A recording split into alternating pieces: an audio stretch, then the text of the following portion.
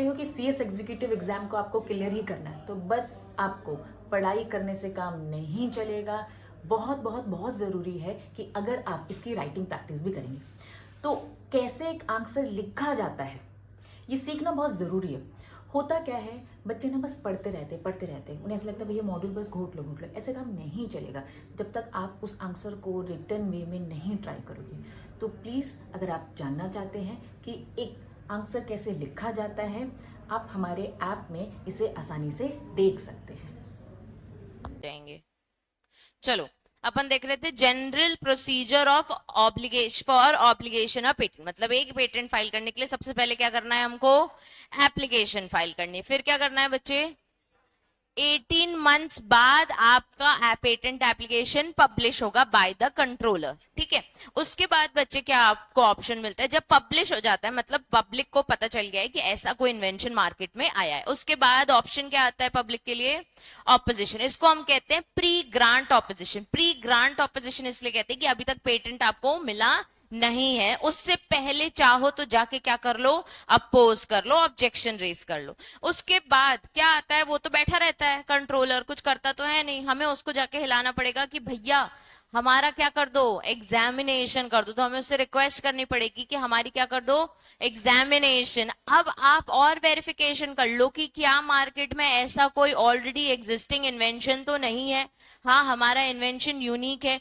ये अब बैठ के वो लोग इन्वेंशन को वेरीफाई करेंगे। उसके बाद क्या है, एग्जामिनेशन के बाद या तो वो पेटेंट ग्रांट कर देगा या तो पेटेंट रिफ्यूज कर देगा, मतलब या तो अप्रूव कर देगा या तो रिजेक्ट। तो हम वर्ड क्या याद रखेंगे इसमें, ग्रांट या फिर रिफ्यूजल। उसके बाद ग्रांट होने के बाद एक और बार पब्लिकेशन होगा कि ओ इनको क्या मिल गया है, पेटेंट मिल गया है। ठीक है, उसके बाद जब एक और बार पब्लिश होता है तो पब्लिक के पास क्या ऑप्शन होता है, ऑपोजिशन का। मतलब कि ग्रांट होने के बाद हम एक और ऑपोजिशन कर सकते हैं, उसको क्या कहते हैं, पोस्ट ग्रांट ऑपोजिशन। एक होता है प्री ग्रांट, एक होता है पोस्ट ग्रांट। फिर लास्ट में एक और बार जब ऑपोजिशन आ गया उसके बाद क्या होता है, डिसीजन बाय कंट्रोलर। क्लियर है सबको? चलो अब कह रहा है कंटेंट ऑफ स्पेसिफिकेशन। ये मैंने आपको बताया था स्पेसिफिकेशन क्या होता है, दो टर्म पढ़ी थी, एक प्रोविजनल स्पेसिफिकेशन और एक कंप्लीट। तो स्पेसिफिकेशन क्या होता है, हाँ पर होता क्या है,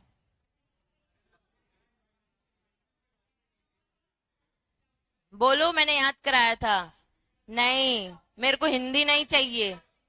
टेक्नो लीगल डॉक्यूमेंट, जो दो साइंटिफिक डिस्क्लोजर या फिर टेक्निकल डिस्क्लोजर, ठीक है, इसको कहते हैं स्पेसिफिकेशन। मुझे अब ऐसे आंसर्स चाहिए आपसे, ठीक है। बेस होता है, ये होता है डिस्क्लोजर, ये मेरे को नहीं चाहिए, ठीक है। अब बच्चे क्या होता है ना, आपको याद पूरा हो जाता है, पूरा पेटेंट समझ आ जाएगा, लिखें क्या वही नहीं समझ आएगा। इसलिए मैं तुमको याद भी वही कराया कि स्पेसिफिकेशन मतलब टेक्नो लीगल डॉक्यूमेंट जो कि कंटेन्स टेक्निकल डिस्क्लोजर और साइंटिफिक डिस्क्लोजर, ठीक है। तो आप कह रहा है सेक्शन 10 में कि जब भी आप पेटेंट एप्लीकेशन दोगे तो मुझे ये सारी इंफॉर्मेशन आपसे चाहिए, ठीक है। ऑब्वियसली आपके इन्वेंशन का हमको बेस मटेरियल, आपके इन्वेंशन में क्या यूनिक है, आप क्या क्लेम कर रहे हो कि ये हमारा इन्वेंशन है, वो सारी डिटेल्स। अपन ने क्या एग्जाम्पल कल दिमाग में रखना था पेटेंट एक्ट के लिए, सोलर पैनल जो डस्ट एब्जॉर्व करता है, ठीक है, उसको दिमाग में रखते हुए अपन सोचते हैं कि अपन को क्या क्या डिटेल्स चाहिए। तो हमारे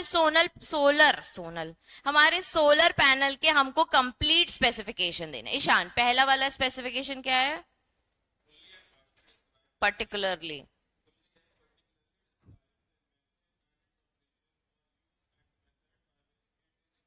परफॉर्म, हमको फुल और पर्टिकुलर वाइज डिस्क्रिप्शन चाहिए किसका बच्चे, आपके इन्वेंशन का, वो किस तरीके से ऑपरेट होता है, वो किस तरीके से यूज होता है और क्या मेथड उसमें और लगेगा जिसको हम, जिस मेथड से हम उसको ऑपरेट कर सके। तो हमारे दिमाग में कौन सा एग्जाम्पल है, सोलर पैनल। तो हमें सोलर पैनल एक हमारा इन्वेंशन है, हमने वो बता दिया, वो कैसे ऑपरेट करता है वो भी बता दिया, वो कैसे यूज होता है या उसका क्या मेथड होता है कि वो परफॉर्म करे, वो डिटेल हमने आपको दे दी। नेक्स्ट क्या है जयश्री,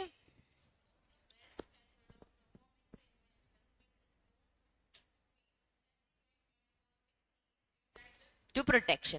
हमारे सोलर पैनल का बेस्ट मेथड क्या है कि वो ये चीज परफॉर्म करता है। हम क्या क्लेम कर रहे हैं, आपके घर की क्या एब्जॉर्ब कर लेगा, पूरी डस्ट। तो हमारा वो बेस्ट मेथड है कि ये एक तो सोलर पैनल है, आपके घर को ठंडक रखेगा आपके घर के अंदर, ऊपर से ये आपके घर की सारी डस्ट को क्या कर लेगा, ऑब्जर्व। तो हमारे को सेकेंड डिस्क्लोजर देना है, बेस्ट मेथड जो एक एप्लीकेंट बताना चाहता है जिसके लिए वो प्रोटेक्शन भी क्लेम करता है। तो हम वो प्रोटेक्शन ऑफ डस्ट के लिए हम प्रोटेक्शन चाहते हैं कि ये डस्ट एब्जॉर्ब करता है, गर्म पानी देता है वो नॉर्मल है, लेकिन हम किसके लिए ले रहे हैं प्रोटेक्शन, डस्ट एब्जॉर्ब।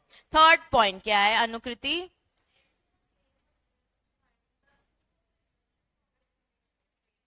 अब हमको क्लियर कट अपने क्लेम्स और क्लेम बताना है कि हमारे पूरे इन्वेंशन का स्कोप क्या है, वो किस इंडस्ट्री में यूज होगा, कितने में बिकेगा, end to end details, end to end claim कि ये मेरा एक सीक्रेट इंग्रेडिएंट, इसमें एक बैक्टीरिया मटेरियल डला हुआ है जो मेरा सीक्रेट है, इसमें वो सारी डिटेल मैं आपको दे देता हूं जो एक्चुअल में डस्ट को एब्जॉर्ब करता है। लास्ट थिंग अनुष्का,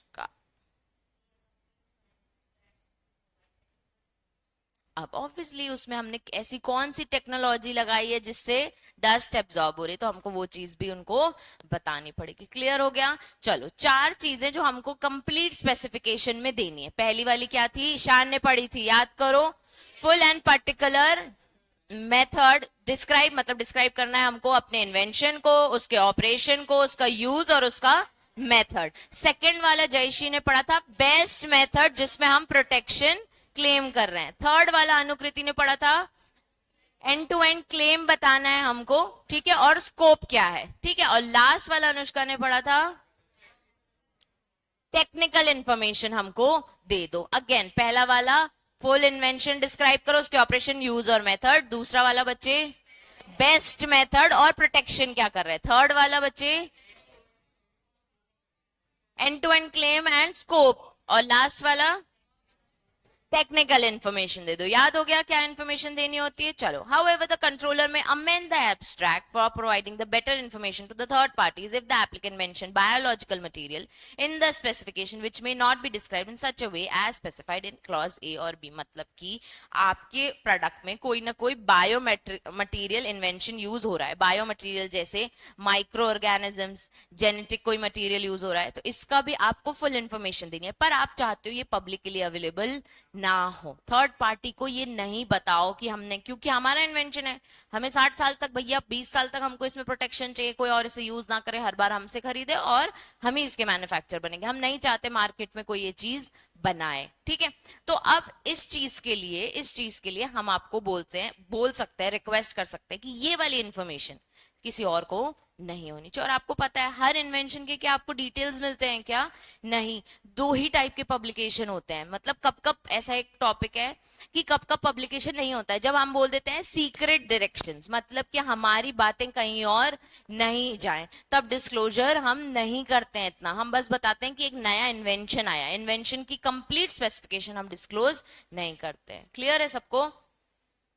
तो हमने इतना तो पढ़ लिया कि हमको एक पर्टिकुलरली कंप्लीट स्पेसिफिकेशन में ये सारी चीजें देनी है, बेस्ट मेथड, क्लेम, एब्स्ट्रैक्ट, जो टेक्निकल डिटेल दो। अब थर्ड आ जाता है bio material in an invention. तो अगर इन्वेंशन में बायोलॉजिकल मटीरियल है, जो कि क्या होते हैं, माइक्रो ऑर्गेनिजम्स और genetic material is not publicly available, the applicant must deposit it in international depository as per Budapest Treaty। Budapest एक जगह है, उस अग्रीमेंट के तहत आप इसको अलग से हमको बताओ कि आपने इस चीज को मेंशन किया है। फिर आपको ये चाहते हो कि आप पब्लिकली हम इसको डिस्क्लोज ना करें, तो वो भी हमको बता दो, हम वो भी डिस्क्लोज नहीं करेंगे। अगर आप इसमें कोई ऐसी चीज डालते हो जो आपने, एक और एग्जाम्पल बता रही हूँ, जो आपने इंपोर्ट करके मंगाया है, जो यहाँ पे अवेलेबल नहीं होता, और उससे आपका इन्वेंशन क्रिएट हुआ है, तो वो हमको अलग से बता दो।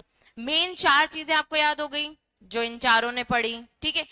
5th वाला याद करो, कौन सा, बायोलॉजिकल मटेरियल। बायोलॉजिकल मटेरियल में अगर वो चीज यहाँ पे अवेलेबल नहीं होती है, तो अलग से हमको इंटरनेशनल डिपॉजिटरी में वो चीज डिपॉजिट करके दो कि हमारे पेटेंट में, हमारे इन्वेंशन में ये चीज इंक्लूडेड है। क्लियर हुआ सबको।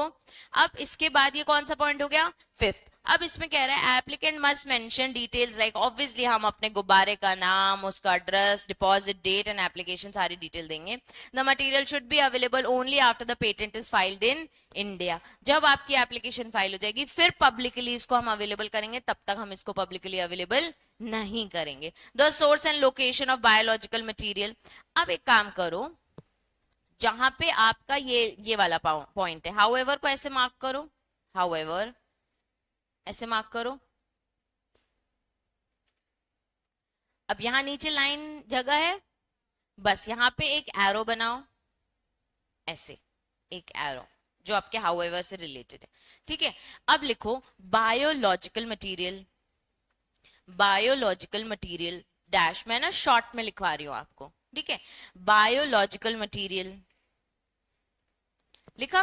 तो फिफ्थ पॉइंट है हमारा क्या, बायोलॉजिकल. अब ब्रैकेट में लिखो not available publicly, not available publicly dash must deposit international depository, must deposit international depository, must deposit international depository as Budapest, BUDAPEST,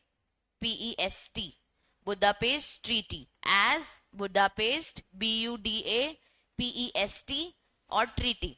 इतना लिखा, फुल स्टॉप. ठीक है, फिर से बायोलॉजिकल मटेरियल लिखा था तो बीएम लिखो, बीएम डैश, और जगह नहीं है तो नेक्स्ट पेज में लिख लो या नीचे लिख लो, BM dash name, address, deposit date, name, address, deposit date. लिखा इतना. अब फिर से लिखो सोर्स, इसी में लिख लो सोर्स एंड लोकेशन.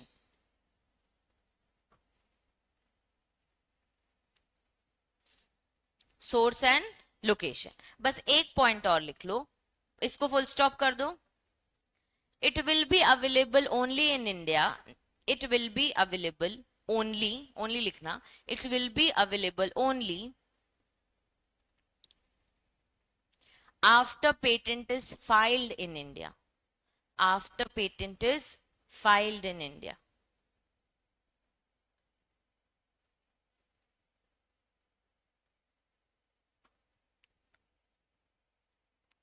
अब समझो, मैं आपको बोल रही हूं कि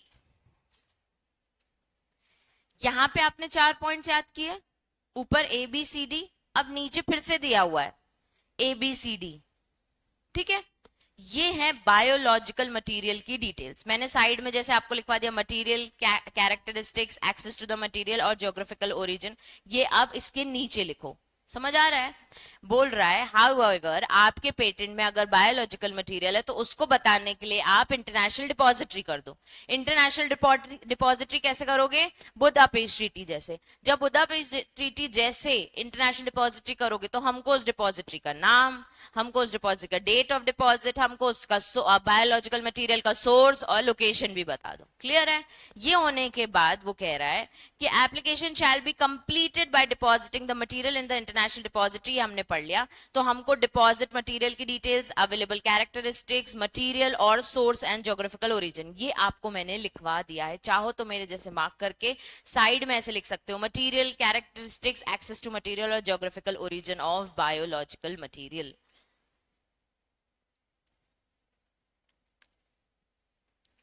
material, characteristics, access to material, geographic origin of biological material. Mark कर लिया? लिख लिया सबने? बोलूं आगे? यहां पे अब जब आपने कंप्लीट स्पेसिफिकेशन यहाँ पे खत्म, उसके बाद आ गया बायोलॉजिकल मटेरियल. अब मार्क करो in case of international application, mark करो.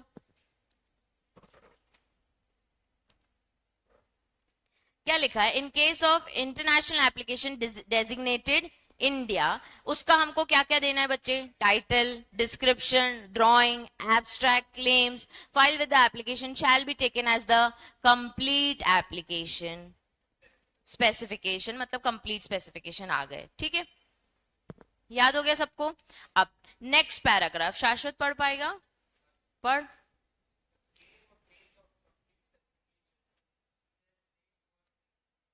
Single invention.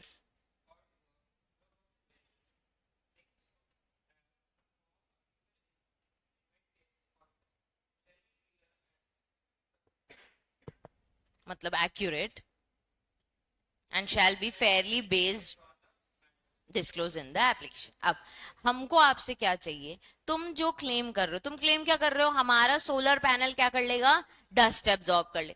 ये क्लेम हमको क्लियरली मेंशन करो किसमें? आपके कंप्लीट स्पेसिफिकेशन। वही कह रहा है। अब वो जो कह रहा है ना, अपन ने पढ़ा था एक application for single invention. Her invention के लिए क्या चाहिए?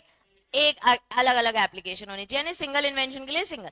तो वही बोल दिया, सिंगल क्लेम है आपका सिंगल एप्लीकेशन में, या फिर आपने ग्रुप ऑफ इन्वेंशंस किए हैं, लेकिन हमने छोटे छोटे इन्वेंशंस करके एक फाइनल इन्वेंशन बनाया। वो क्या है? Solar panel. फाइनली उससे हमारे पास एक ही क्लेम है या दो तीन क्लेम है कि डस्ट एब्जॉर्ब कर देगा और अपने घर को ठंडा रखेगा। तो ये हमें दो तीन क्लेम स्पेसिफिकली मेंशन करने पड़ेंगे। कहां पे?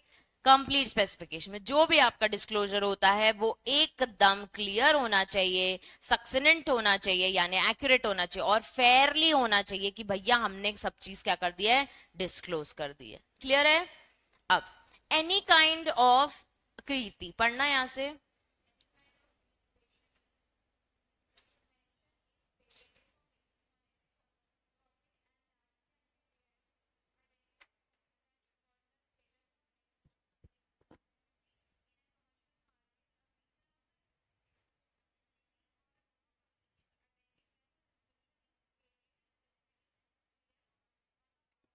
Being Nobel.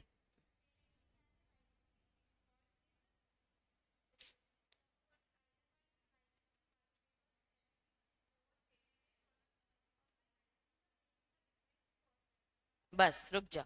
अब एक पॉइंट मार्क करो यहाँ पे, मॉनेटरी प्रॉफिट। जब हमने ये सोलर पैनल बनाया, अब हम इसको मार्केट में देंगे तो हम इससे क्या कमाएंगे? प्रॉफिट। मतलब कि मैंने अगर ये बोल दिया कि भैया मेरे पेटेंट के डिस्क्रिप्शंस आप डिस्क्लोज मत करो, मेरे पेटेंट के स्पेसिफिकेशन आप डिस्क्लोज मत करो, इसका प्रोडक्शन हम मिलके करेंगे हमारी फैक्ट्री में, हम ही मार्केट में देंगे, हम सोल ओनर रहेंगे, मतलब हम इसकी क्या कमाएंगे? प्रॉफिट कमाएंगे। और हम इसे मोनोपोली रखना चाहते हैं। मोनोपोली सब समझते हैं कि हम ही इसके ओनर है, हम कोई और इसका और इन्वेंटर और इसका प्रोडक्शन कोई करे हम चाहते ही नहीं है। तो हम ये कर सकते हैं, तो हम राइटफुल ओनर हैं। और हमारे पास एक और राइट है कि हम जब चाहे अपनी मोनोपोली एक्सप्लॉइट कर सकते हैं। मतलब बाजू वाली टीम को भी हम बोलेंगे कि हमने इन्वेंशन बनाया, ये लो इसका पर्चा, ये ऐसे बनता है, तुम भी बनाओ, तुम भी मार्केट में बेचो। ठीक है, बस हमें इसकी क्या दे दो? रॉयल्टी दे दो। ठीक है, तो अब हमने अपनी मोनोपोली क्या कर दी? डिस्ट्रीब्यूट कर दिया। अब हम भी बना रहे हैं, वो भी बना रहे हैं, बस हम उनसे क्या ले रहे हैं? उस चीज का पैसा ले रहे हैं। पहले हम क्या कर रहे थे? सिर्फ हम ही बना रहे थे, तो हम मोनोपोली करते हैं। हमारे पास दोनों ऑप्शन है कि हम प्रॉफिट किसी भी तरीके से कमाएं, हमारे पास पूरा राइट है, हम अपनी मोनोपोली को एक्सप्लॉइट भी कर सकते हैं। तो यहाँ पे वो यही कह रहा है कि कमर्शियल मार्केट में इसका एक्सक्लूसिव राइट प्रॉफिट कमाने का किसके पास है? हमारे पास है। हम चाहे अ फीचर ऑफ एक्सक्लूसिविटी और मोनोपोलीज अटेन, जब हम पूरा डिस्क्रिप्शन स्पेसिफिकेशंस अपने पेटेंट में क्लियर कट देते हैं तभी आता है। फिर एक और पॉइंट मार्क करो, क्लियर स्पेसिफिकेशन देने चाहिए। और हमारे पास राइटफुल राइट है कंप्लीटली इसको एक्सप्लॉइट करने का भी, चाहे तो हम इसे मार्केट में यूटिलाइज कर लें डिफरेंट पर्सन के थ्रू भी। तो हमारे लिए डिफरेंट पर्सन बाजू वाली टीम हो गई। अब patentee also has the privilege to assign the invention to the third person by way of deed. अब हमें इस पे काम नहीं करना, हम बोर हो गए, तो हमने क्या किया? किसी और को अपना पेटेंट असाइन कर दिया कि अब तुम इसमें खेल लो, तुम मोनोपोली बना लो, हम दूसरे इन्वेंशन बनाने चले हैं। Special thing about the patent invention is that monetary value can increase with passage of time. Right of licensing is also one of the acceptable way for commercial exploiting patent invention and prevent it from possible kind of unauthorized usage. मतलब आप licence देके भी लोगों से बोल कर सकते हो कि तुम्हें हमारे जैसा प्रोडक्ट बनाना है, हमसे आके क्या ले लो? लाइसेंस ले लो। तुम भी हमारे जैसा प्रोडक्ट बनाओ, मार्केट में जो तुम भी कमाओ, हमें क्या मिलेगी? लाइसेंस फी। लाइसेंस फी ले ली। देखो देखो, अब यहीं पे अपन ने क्या पढ़ा है कंपटीशन एक्ट में कि हमें मोनोपोली से प्रॉब्लम नहीं है, हमें मोनोपोली से प्रॉब्लम नहीं है, हमें उसके अब्यूज होने से प्रॉब्लम है। अगर तुम मोनोपोली हो रहे हो और जो चीज 5,000 की बिकती है उसको 50,000 में बेचोगे तो हमें प्रॉब्लम है। या फिर जो चीज 5,000 की बिकती है उसको तुम 5 रुपए में बेचोगे, मतलब अपन ने प्रीडेटरी कॉस्ट पढ़ा है, तो भी हमें प्रॉब्लम है। जब अपन ने पॉइंट्स देखे हैं, डोमिनेंस ऑफ अब्यूज, मतलब abuse of your dominant position, dominant word याद करी थी, abuse of your dominant position, जब अपन ने ये पढ़ा है तो अल्टीमेटली उसमें नीचे पॉइंट्स है कि जब आप मोनोपोली कर रहे हो लेकिन मोनोपोली का भी मिसयूज कर रहे हो, तो जब अपन ने बहुत सारे पॉइंट्स पढ़े, terms to be considered whether a agreement is an dominant position और नॉट, तो उसमें ये था कि अब्यूज ऑफ मोनोपोली, आप किसी और को मार्केट में एंटर, हमने मना नहीं किया तुम भी अपना इन्वेंशन कर लो, पर हम ये नहीं रोक रहे हैं कि तुम हमारे जैसा इन्वेंशन मत करो, तुम भी बना लो डस्ट एब्जॉर्प्शन वाला, ढूंढ लो बायोलॉजिकल मटेरियल मार्केट में जाके, हम नहीं दे रहे हैं, वो चीज हो गई। ठीक है, अब इसमें ना बच्चे 4-5 पॉइंट है, एक पैराग्राफ में 4-5 पॉइंट है, ठीक है, हम साइड में छोटा छोटा लिख लेते हैं। सबसे पहले लिखो एक्सक्लूसिव राइट, पॉइंट नंबर 1। जो लास्ट पैराग्राफ है ना बच्चे, साइड में या स्टिकी नोट लगा लो, जैसे आपको करना, जगह मुझे भी नहीं दिख रही है। Exclusive right, point number 1।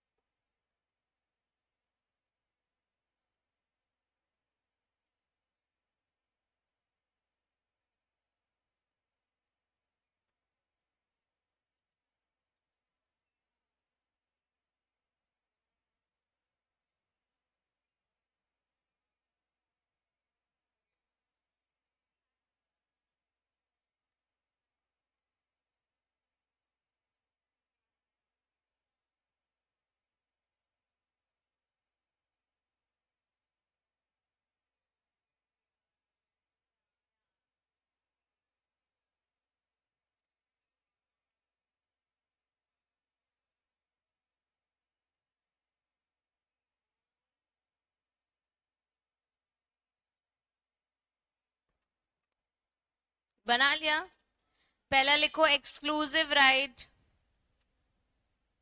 दूसरा लिखो कैन सेल, लाइसेंस और असाइन, कैन सेल, लाइसेंस और assign.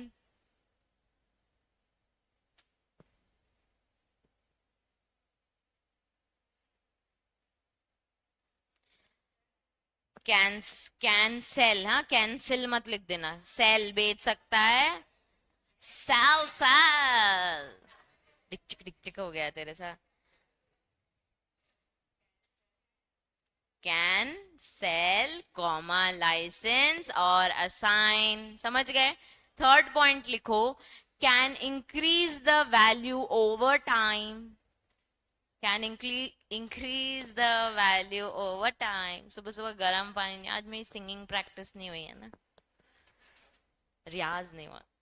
Can increase the value over time, लिख लिया?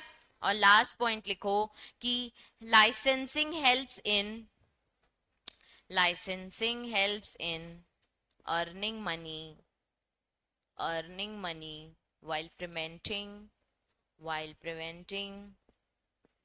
unauthorized use of the invention, while preventing, कहाँ तक लिखा? licensing helps in earning money while preventing unauthorized use of the invention.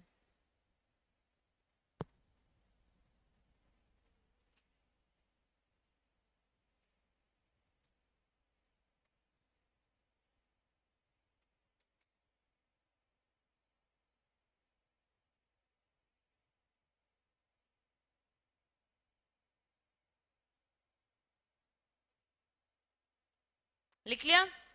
तो ये paragraph में हमने अब कंप्लीट स्पेसिफिकेशन एक बार रिकॉल करते हैं। पहले हमने क्या पढ़े? 4 पॉइंट्स। फिर हमने पांचवा वाला कौन सा पढ़ा, बायोलॉजिकल, उसके लिए हमने अलग से 3-4 पॉइंट मेंशन कर दिए। फिर हमने बोल दिया कि भैया जब भी आप कोई कंप्लीट स्पेसिफिकेशन दे रहे हो उसमें सारे क्लेम्स क्लियर मेंशन करो, ठीक है, ये हो गया आपका। उसके बाद बच्चे, हाँ, इंटरनेशनल एप्लीकेशंस में आपकी सारे specifications, title, description, drawing, abstract as complete specification consider किए जाएंगे। और लास्ट वाले में ये 4 पॉइंट्स कि आपके पास मोनोपोली राइट्स हैं, एक्सक्लूसिव राइट्स हैं, सेल, असाइन, लाइसेंस, लाइसेंस से पैसा कमा सकते हो, अनऑथराइज यूज का मतलब प्रिवेंट कर सकते हो उस चीज को। और एक और पॉइंट था, वैल्यू ओवर टाइम इंक्रीज कर सकते हो, ठीक है। How the patent specification is prepared, बस मार्क करते जाओ। पॉइंट नंबर 1 टाइटल, जैसे मैंने टिक मार्क लगाया ना, टाइटल। सेकेंड वाला टेक्निकल फील्ड, फिर prior art, drawbacks in the prior art, solution provided by the inventor. क्या चीज थी जिससे तुमने नया इन्वेंशन किया है, क्या नहीं था, तो उसको तुमने, मतलब सोलर पैनल पहले भी थे, अब आपने उसका डस्ट एब्जॉर्प्शन वाला पार्ट बनाया है, ठीक है, वो उसमें ड्रॉबैक था। To obviate the drawbacks of the prior art, a concise but sufficient description of the invention. एक ये पॉइंट हो गया, उसका यूजफुलनेस, उसकी ड्राइंग्स और डिटेल बेस्ट मेथड और उसकी वर्किंग। एटलीस्ट वन क्लेम और स्टेटमेंट ऑफ क्लेम और स्कोप ऑफ इन्वेंशन, ये आपको देना है। ऊपर वाले पैराग्राफ, सारे पैराग्राफ क्रक्स में एक शॉर्ट, पर ये हमारे लिए इंपॉर्टेंट है।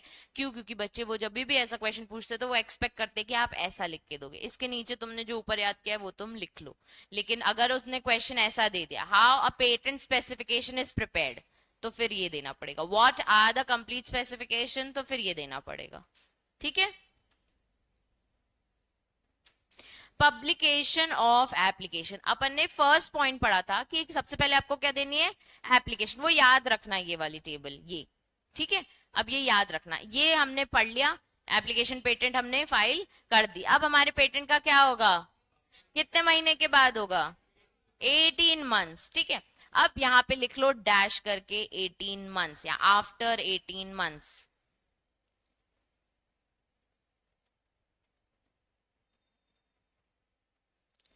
जय श्री, यहां से पढ़ना नो एप्लीकेशन,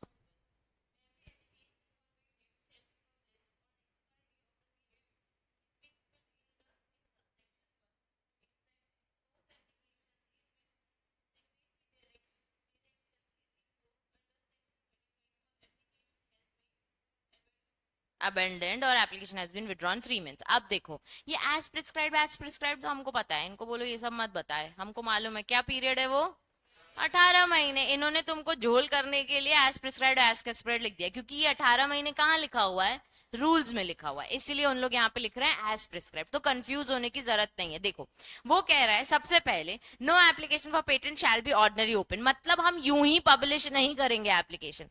मार्क करो, आप एंटाइटल हो क्या करने के लिए, रिक्वेस्ट करने के लिए, सर हमारा पेटेंट एप्लीकेशन क्या कर दो, पब्लिश कर दो। तो हमने सबसे पहले क्या करना है, रिक्वेस्ट करना है। अब कह रहा है कि इन द प्रिस्क्राइब मैनर, ठीक है, वो रूल्स में रहने दो भाई, एप्लीकेशन दोगे और ये वो, to publish the application any time before the expiry of the period prescribed under subsection 1। तो ये पीरियड कितना है, 18 महीने का, ठीक है। उसके बाद कह रहा है कंट्रोलर जैसे ही मिलेगा, एज सून एज क्या कर देगा, पब्लिश कर देगा, मतलब आपकी रिक्वेस्ट आने के बाद फटाफट क्या कर देगा, पब्लिश कर देगा। 3 टाइम ऐसा है जब वो पब्लिश नहीं करेगा, जब हमने बोल दिया हमारा पेटेंट का, इन्वेंशन का डिस्क्लोजर मार्केट में हमको नहीं, हमने पेटेंट किया ठीक है, लेकिन हमारी डिटेल्स मार्केट में नहीं चाहिए, मतलब हमारा क्या है, सीक्रेट इंग्रेडिएंट डाला हुआ है, सीक्रेट डायरेक्शंस हमने दिए हैं कि हमें अपने इन्वेंशन मार्केट में डिस्क्लोज नहीं करने। दूसरा क्या, तो वो क्या हो गया है, अबैंडेंड कब होता है, जब हम रिक्वेस्ट नहीं करते, हम जब उनको जाके बोलते नहीं है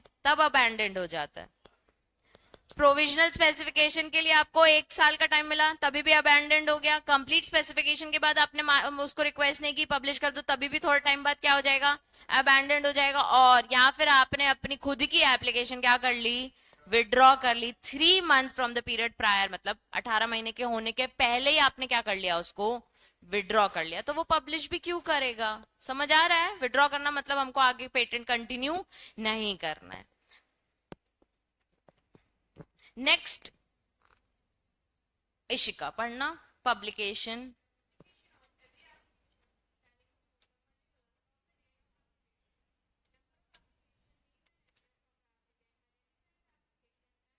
रुक जाना, आपकी पब्लिक में जो डिस्क्लोज होगा उसमें क्या क्या डिस्क्लोजर में आएगा, सबसे पहले particulars of the date of application, दूसरा क्या आएगा, कितनी एप्लीकेशन है, तीसरा क्या आएगा, पेटेंट वाले की सारी डिटेल, नेम एंड एड्रेस, और एन एब्स्ट्रैक्ट। एब्स्ट्रैक्ट मतलब एक डेमोन्स्ट्रेशन ऑफ योर पेटेंट, कि आप लाए क्या हो, तो एक पिक्चर आ जाएगी कि ये नया इन्वेंशन है। क्लियर है सबको, तो हमारे सोलर पैनल की एक इमेज आ जाएगी। मैं इमेज भी लेके आई थी यार आप लोग के लिए।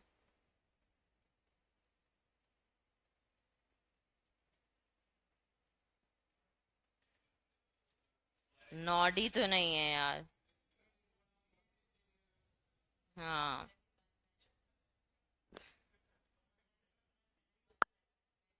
इसको चड्डा नहीं बोलते हैं। हाँ, डंगरी, डिग्री नहीं, dungaree.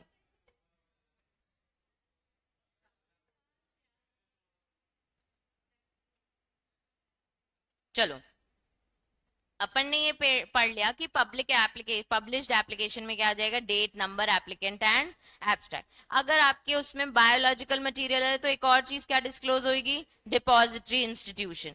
After the publication the applicant gets, उसको क्या मिल जाते हैं, temporary rights as if the patent is granted and can not sue for, मतलब कि सिर्फ टेम्परेरी राइट्स मिलते हैं, इन्फ्रिंजमेंट के लिए सूट नहीं कर सकते, मतलब दूसरों को भी राइट से जाके अपनी एप्लीकेशन फाइल कर दो। If the patent was applied before January 2005 the applicant gets rights only after the grant. आप पहले 2005 के पहले ऐसा होता था कि सारे राइट्स कब मिलते थे, जब आपको एक्चुअल ग्रांट मिल जाता। अब तो ऐसा हो गया कि थोड़े थोड़े टेम्परेरी राइट्स मिलने लग गए। फिर companies that are invested in producing the product before this date can continue manufacturing but may reasonably must pay reasonably royalty, they can not be sued for infringement. मतलब कि अब हमारा इन्वेंशन आ गया, publish हो गया, हमें टेम्परेरी राइट से मिल गया कि मार्केट में अगर किसी को हमारे जैसा इन्वेंशन करना है, हमारे पास आए, हमसे पूछ के जाए कैसे इन्वेंट किया और हमें रॉयल्टी पे करके जाए, लेकिन हम इन्फ्रिंजमेंट के लिए उसको सू नहीं कर सकते। क्लियर है सबको, तो सिर्फ और सिर्फ ये आपके में है, ठीक है।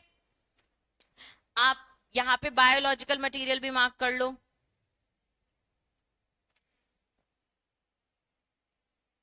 मार्क कर लिया। अब नेक्स्ट पैराग्राफ में मार्क करो, the applicant shall have like the privileges and right of the patent invention granted of date of publication but have no right of infringement.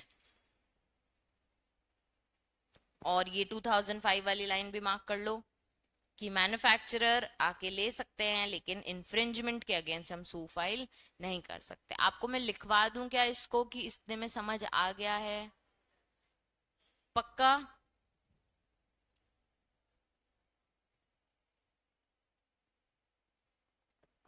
यहां पे बस लिख लो, एक वर्ड लिख लो ऐसे, रीजनेबल रॉयल्टी, तो याद आ जाएगा, ठीक है। Can charge reasonable royalty.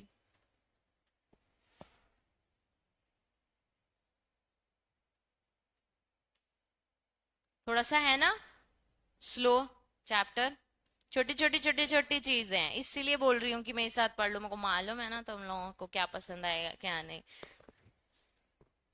What when is an application for patent publish, तो हमको ये पता है जब हम रिक्वेस्ट करेंगे तब वो क्या कर देंगे, पब्लिश। और नॉट पब्लिश कब नहीं होएगा, 3 चीजें, सीक्रेसी डायरेक्शंस, अबैंडन, विड्रॉ हो जाए। इंपॉर्टेंट मार्क करिए।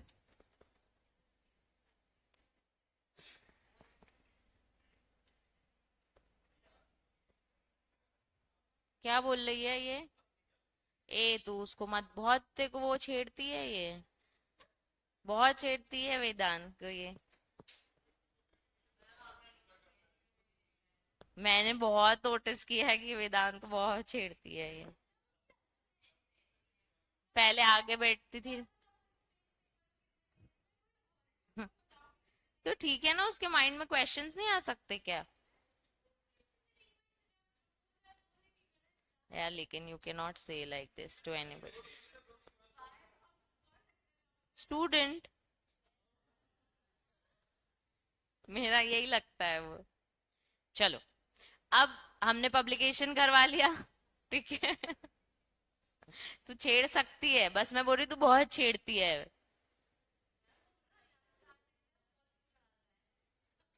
ये बस यही तो पूछ रहा है तुझसे, कितने पेज लिखूं एक आंसर। स्नैपचैट पे, इंस्टा पे। यार देख, लेकिन तुझे खुश होना चाहिए कि ही फील्स कि the right person to ask such questions. हाँ, थैंक। चलो, जैसे हमने पब्लिकेशन के लिए रिक्वेस्ट की, थर्ड पॉइंट क्या था? Request for examination. वो याद रखो पहले इसके बाद क्या आएगा? प्री ग्रांट ऑपोजिशन था, ठीक है। तो अभी पब्लिश हो गया, ठीक है।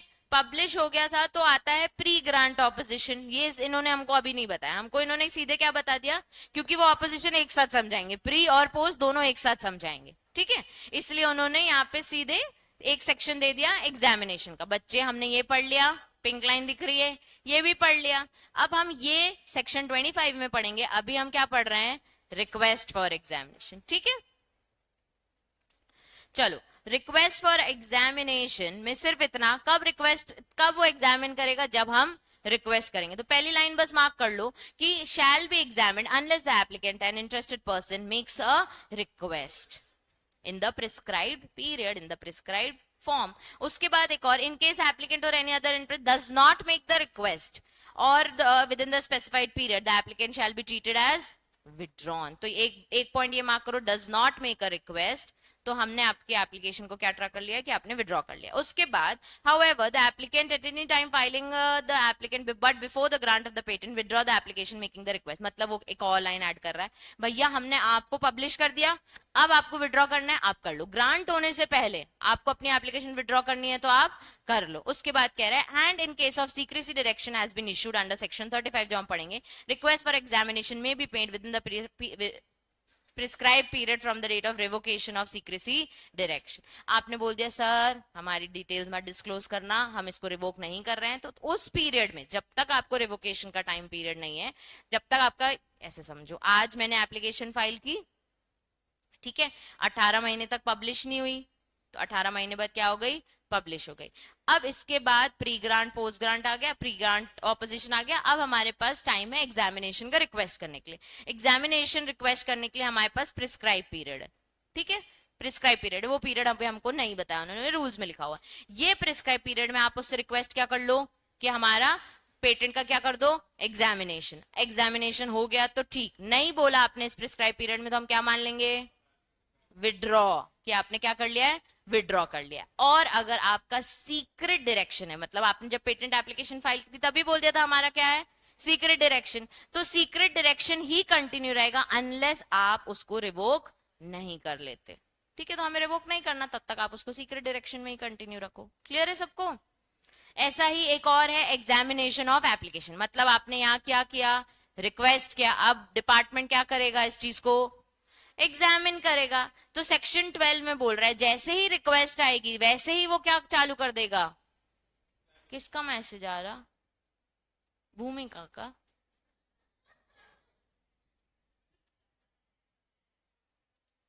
कद्दू कटेगा तो सब में बटेगा, क्या बोल रही है?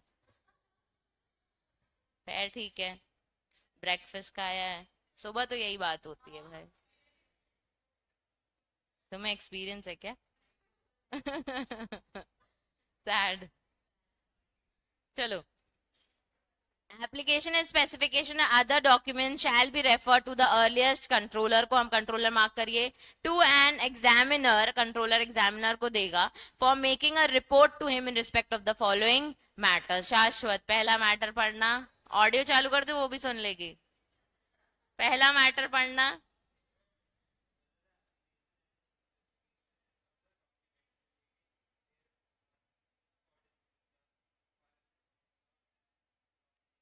क्या मतलब है इसका?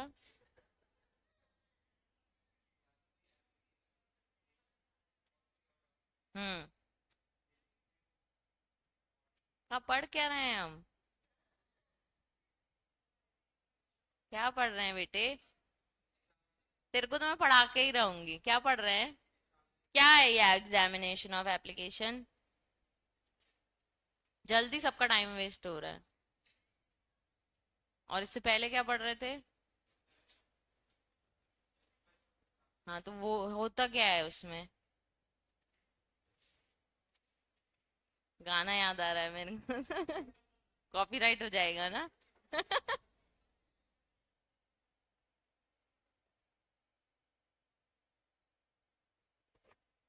भाई इसके पहले क्या पढ़ा था? उससे पहले कहाँ तक छूटा वो पूछ रहे हैं ना। आखिर कहाँ तक पढ़ा आपने? वो क्या था? कौन से चैप्टर पढ़ रहे हैं? कल आया था तू। पेटेंट पढ़ रहे हैं, ठीक है। कहाँ तक पढ़ा, कहाँ तक ध्यान यहाँ था और कहाँ तक फोन में था, वो मैं चेक करने की कोशिश कर रही हूँ। वो जो मैं अभी टेबल बना रही थी ना, ये वाली, वो मैं चेक कर रही हूँ। यहाँ शाश्वत था जब अपन ने पढ़ा पब्लिकेशन। फिर पब्लिकेशन कितने महीने बाद होता है? देख, यहाँ तक भी था। क्लास में था भाई वो। उसके बाद क्या होता है? 3 महीने 3 महीने में हमने कुछ नहीं बोला भैया। आपने उधर बोला होगा उन्होंने 3 मंथ्स बाद exams are will be over, then we can meet if possible.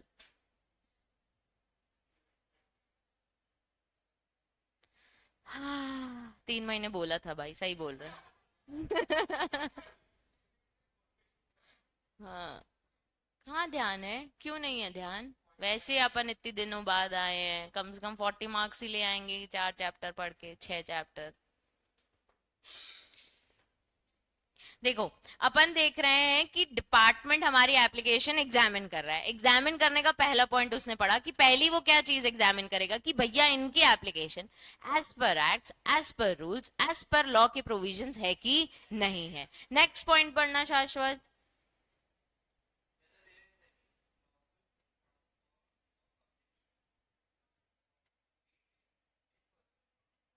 अब क्या यहाँ पे कोई लॉफुल ऑब्जेक्शन है क्या? जैसे अपन ने पढ़ा था कुछ इन्वेंशंस को हम इन्वेंशन नहीं कहते हैं। भैया आपने ऐसा कुछ तो नहीं बना दिया जो इलीगल हो गया, या फिर ऐसा कुछ तो नहीं है जिसको हम लीगली ऑब्जेक्ट कर सके। तो पहला उन्होंने देख लिया एज पर एक्ट रूल्स है कि नहीं, दूसरा उन्होंने देख लिया कि एज डिपार्टमेंट हमें तो कोई ऑब्जेक्शन नहीं है ना, कोई लीगल ऑब्जेक्शन। थर्ड पॉइंट पढ़ना। फिर इसके जस्ट नीचे जहां पे हम पूरा एंटिसिपेट करते हैं कि आपका जो क्लेम है वो लीगल है कि नहीं है, या वो नया इन्वेंशन है कि नहीं है, इसके जस्ट नीचे है वो सेक्शन, ठीक है। उसके बाद एनी अदर मैटर एज में बी प्रिस्क्राइब, मतलब 4 चीजें वो देखेगा जब वो एग्जामिन करेगा। पहला, acts according to the acts और रूल्स। दूसरा वाला, लॉफुल ऑब्जेक्शन है कि नहीं। तीसरा वाला, इन्वेस्टिगेशन वर्ड याद रखो। चौथा वाला, एनी अदर मैटर एज में बी प्रिस्क्राइब्ड। अब कह रहा है search for anticipation for previous publication और प्रायर क्लेम। क्या कह रहा है बच्चे? मतलब हमको ये देखना है, वहां ब्रैकेट में लिखो चेकिंग फॉर, लिखो checking for similar or prior invention. समझ आया? एंटिसिपेशन यानी चेकिंग, यहाँ पे checking for similar or prior invention.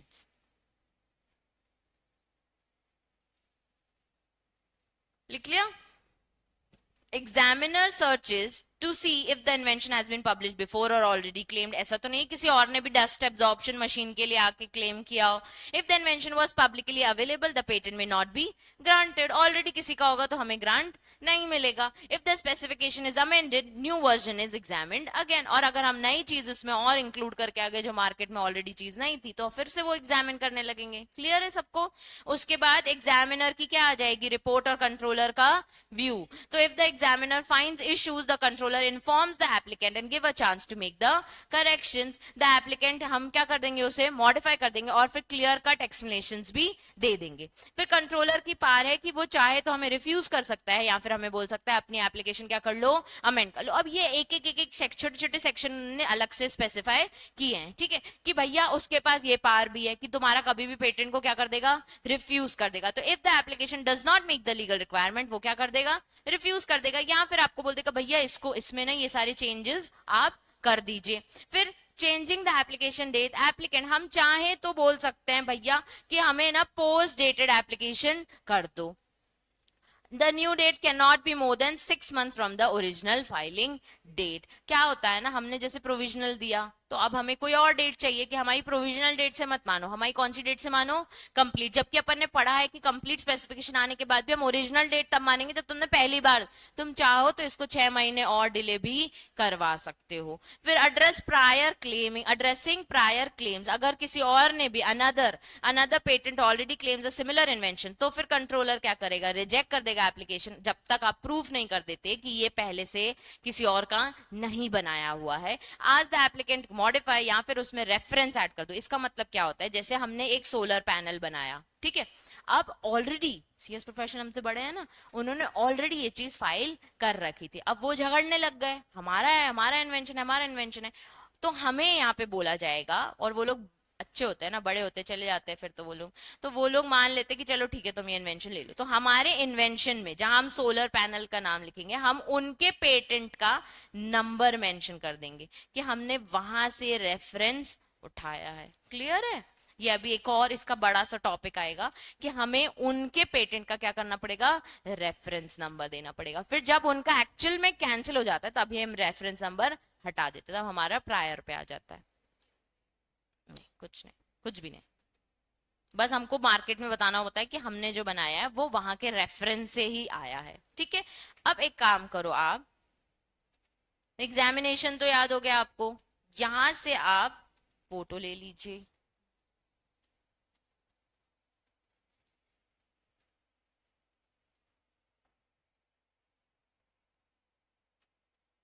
Wait, अब ले लो, छोटे छोटे छोटे टॉपिक्स के लिए, क्योंकि वो यहीं से रीड आउट करो और खत्म करो, इसको लिख लेना. गुड, सब लिख के आए हो, इसको भी लिख लेना तो एक बार रीडिंग हो ही जाएगी. ठीक है, तो हमारा ये हो गया प्रायर वाला. ठीक है, फिर कंसिडर रिपोर्ट आ जाएगी और रिपोर्ट कंट्रोलर से उसको जाएगी. फिर पार की रिफ्यूज कर सकता है, अमेंड कर सकता है, और power to make order respecting date change कर सकता है. और फिर एक और टॉपिक आ गया बच्चे, यहीं पे आ जाएगा कि हमको रेफरेंस वाली चीज इंक्लूड करनी पड़ेगी. रेफरेंस वाले का अलग से एक और टॉपिक भी है. अब हम एक छोटा सा टॉपिक देख लेते हैं, पोटेंशियल इन्फ्रिंजमेंट.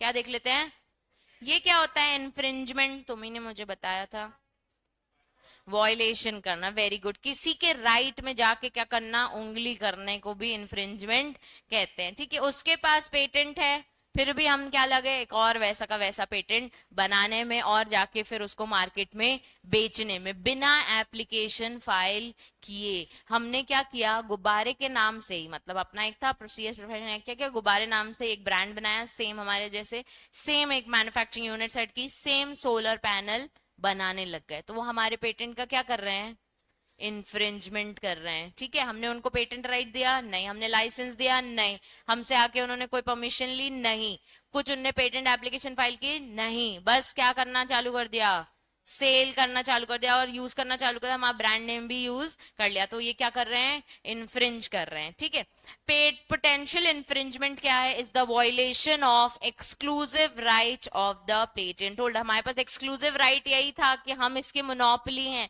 वही वो क्या कर रहे हैं, वॉयलेट कर रहा है, एक और मोनोपोली क्रिएट करने की कोशिश कर रहे हैं. ठीक है, तो क्या हो गया ये, violation of exclusive right, violation of. Patent act कब आया था, कल याद कर रहे थे अपन, 1970. आगे क्या लिखा है, अभी पढ़ना, पेटेंट एक्ट 1970 के आगे,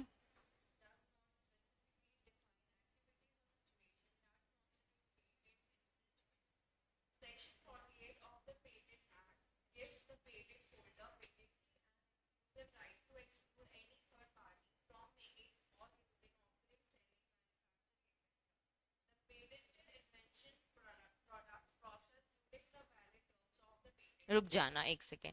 पेटेंट एक्ट ने हमको एक्सक्लूसिव राइट दिया है कि इसको मैन्युफैक्चर भी हम कर सकते हैं, इसको यूज भी हम कर सकते हैं, इसको मार्केट में सेल भी हम कर सकते हैं, इसकी मैन्युफैक्चर, इसको मार्केट में ऑफर भी सिर्फ हम कर सकते हैं। हमारे प्रोडक्ट, हमारे प्रोसेस, हमारा इन्वेंशन का थर्ड पार्टी को हमने क्या रखा है, इससे एक्सक्लूड रखा है। उसका कोई हक नहीं है इसे मैन्युफैक्चर करना, ऑफर करना, सेल करना या यूज करना। तो थर्ड पार्टी, जैसे हम एग्जांपल ले रहे हैं सीएस प्रोफेशनल स्टूडेंट, ये लोग हमारे पेटेंट के साथ ये सारी चीजें नहीं कर सकते, इनको अलाउड नहीं। अगर इन्होंने किया तो क्या किया है इन्होंने, इन्फ्रिंजमेंट। वेदांत आगे पढ़ना, दिस एसेंशियली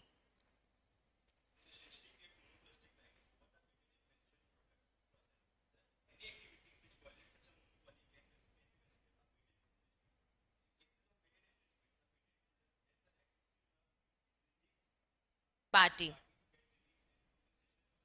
बस इतना ही रखना, बाकी सारे राइट्स दूसरे सेक्शन में दिए हुए हैं। अब इस पैराग्राफ को याद करने की कोशिश करो। सबसे पहले हमने क्या पढ़ लिया कि patent infringement is violation of exclusive right, ये याद हो गया। सेकंड पॉइंट याद करो कि पेटेंट एक्ट ने बोल दिया है क्लियरली कि हमने इस चीज मतलब हमने डिफाइन करा है प्रॉपर एक्टिविटीज को जिसको हम इन्फ्रिंजमेंट कहेंगे, वो अपन नीचे पढ़ेंगे। फिर सेकंड पॉइंट याद करो यहाँ पे कि ये हमारे पास पेटेंट होल्डर के पास क्या है, एक्सक्लूसिव राइट है। अगेन वही चीज हो गई, एक्सक्लूसिव राइट, ये हमारे पास एक्सक्लूसिव राइट है to exclude the third party. Third party को एक्सक्लूड किस चीज के लिए कर रहे हैं, making, using, offering, selling or manufacturing. क्या क्या, प्रोडक्ट, इन्वेंशन और प्रोसेस, तीन चीजों से वो क्या है, एक्सक्लूडेड है। उसके बाद वेदांत ने जो पढ़ा कि this essentially creates a monopolistic right. अगर इसमें उसने कुछ भी हमारे इन्वेंशन को, प्रोडक्ट को या प्रोसेस को कुछ भी करने की कोशिश की, इसको हम क्या कहेंगे, पोटेंशियल इन्फ्रिंजमेंट। यानी अगर उसने इस एक्टिविटी का वायलेशन किया, it will be considered as patent infringement. अब पेटेंट इन्फ्रिंजमेंट होने के बाद अपन पेटेंट होल्डर के पास राइट किस चीज का है, राइट टू सू का है to the infringing party. Clear है सबको? Section 19 provides that if consequences of investigation appears to the controller that invention is has been में कुछ ना कुछ रिस्क है, मतलब अल्टीमेटली क्या हुआ है उसके साथ बच्चे, गलत हुआ है।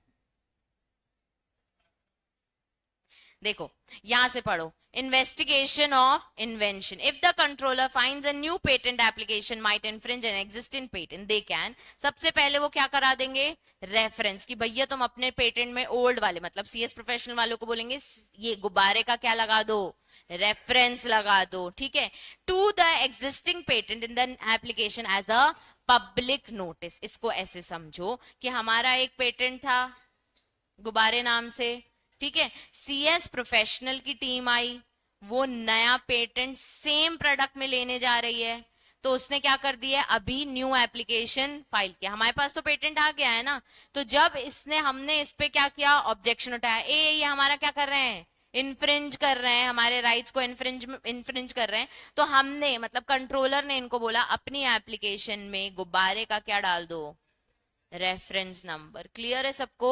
ठीक है, तो उसको सबसे पहले बोला क्या कर दो, reference number to the existing patent in the new application as a public. Market में बता दो तुम इन लोगों का कॉपी करने की कोशिश कर रहे हो।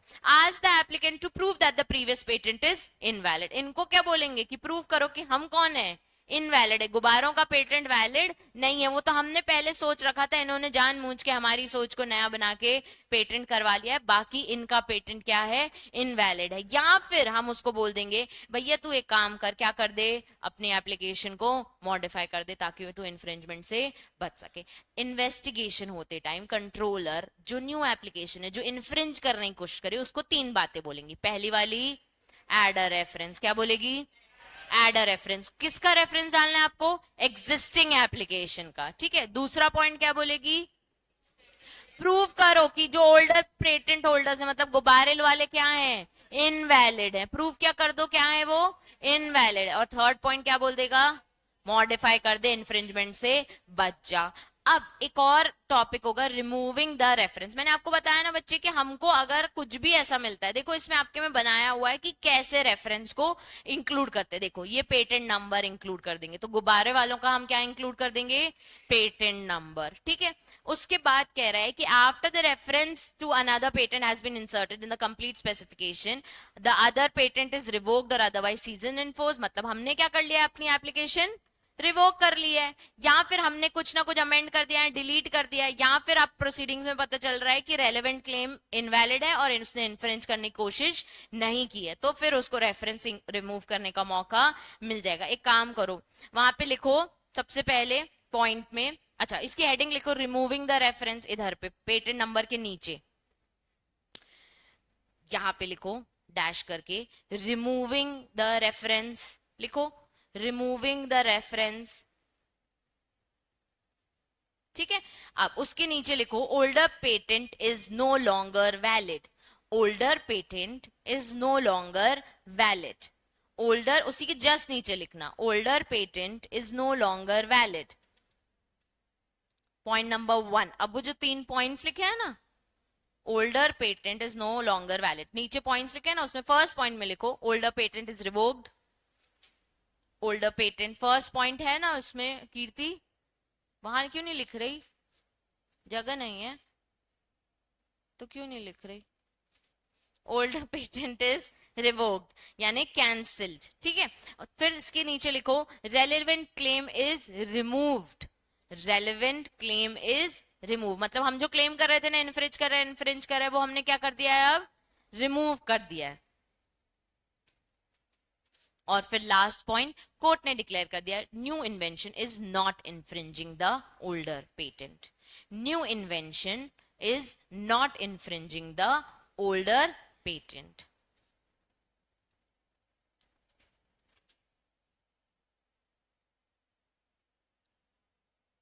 ओल्डर पेटेंट इन्फ्रिंज करने जाता है कोई तो उसको बोल देते हैं रेफरेंस नंबर ऐड कर दो। फिर 3 चीजें होती हैं जो हम आपको क्या बोलते थे, रेफरेंस नंबर हटा दो। कब कब, जब रिवोक कर लेते हैं, जब क्लेम हटा लेते हैं, या फिर वो उसका न्यू इन्वेंशन वैलिड होता है, वो कहीं से भी इन्फ्रिंज नहीं कर रहा होता है। क्लियर है सबको? ये आपका हो गया पोटेंशियल इन्फ्रिंज, पोटेंशियल इन्फ्रिंजमेंट को इंपॉर्टेंट मार्क करिए।